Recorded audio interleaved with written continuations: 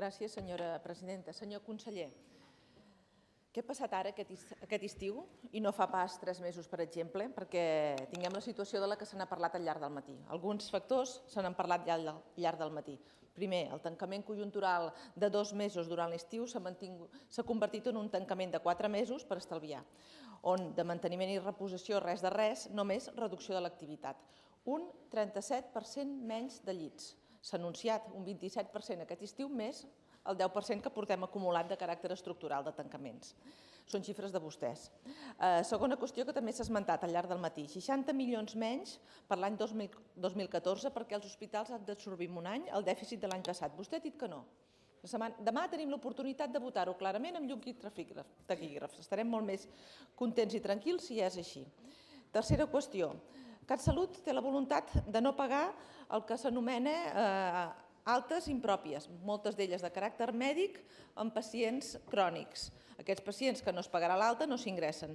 Aquests pacients no tenen recursos alternatius sociosanitaris de mitja estada o de subaguts perquè també estan retallats i es queden urgències. Senyor conseller, pensa revertir aquesta situació o continuar parlant de mites i que aquí no passa res? Té la paraula per respondre l'honorable senyor Boi Ruiz. Gràcies, presidenta. Miri, diputada, jo porto tot el dematí des de les 9 intentant explicar les coses. Crec que d'una manera objectiva i rigorosa. Jo intento explicar el que passa i vostès expliquen, aixecant a categoria, situacions que es donen i que s'han donat sempre als centres sanitaris.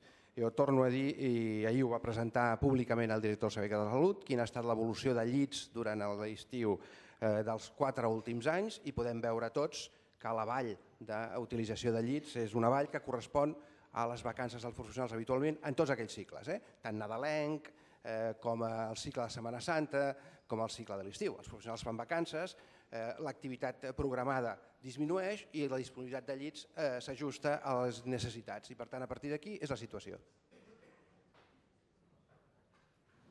Té la paraula la il·lustre senyora diputada. Senyor conseller, el tema és l'abast del tancament. Si tenim 800 llits i en tanquem 200, no és el mateix que si en tenim 600 que en tanquem 200. I no és el mateix tancar-ho 15 dies o un mes que tancar-ho 4 mesos o 2 mesos. Però bé, senyor conseller, a nosaltres ens preocupa més, amb una visió més general, aquesta equació que fa vostè.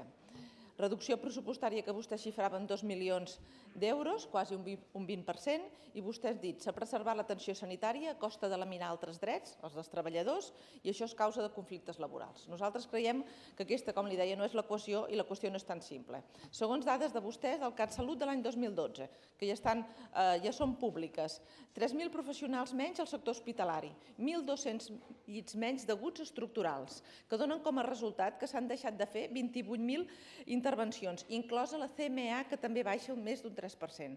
S'han fet 27.000 altes hospitalàries menys només els 2 primers anys, les dades que tenim. Aquí se li suma la nova retallada del 2013, se li suma altres factors com una població més envellida i més pobra i se li suma les dades comparatives en la resta de comunitats autònomes que per temps no els hi diré però que estan a la xarxa. Resultat, tenim un sistema molt tensionat que no presta atenció sanitària suficient i els professionals cremats. Senyor conseller, pensa admetre que estem en una situació extraordinària i que són necessaris recursos extraordinaris per trobar una solució?